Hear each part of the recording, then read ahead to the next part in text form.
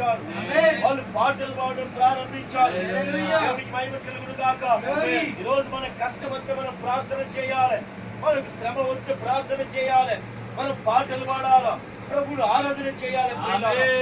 అప్పుడే అక్కడ ఏమైంది, పౌలు శీలలు ప్రార్థనలు పాటలు పాడుతున్నప్పుడు అక్కడ ఏం జరిగింది చూడండి.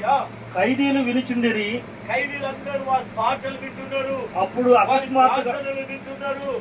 అప్పుడు ఏం జరిగిందంటే అకస్మాత్తుగా మహా భూకంపము కలిగాను. ఇక్కడనే ఆ జైలు వరకే పెద్ద భూకంపం వచ్చిందమ్మా. దేవుడికి మహిమ కలుగును గాక. వింటున్నారా ప్రియులారా? చాలా జాగ్రత్తగా చక్కని మాటలు ఇవి. పెద్ద భూకంపం కలిగాను. ఆ భూకంపం కలిగిన తర్వాత ఏం జరిగింది? చెరసాల పునాదులు అదిరిను. దేవుడికి మహిమ కలుగును గాక.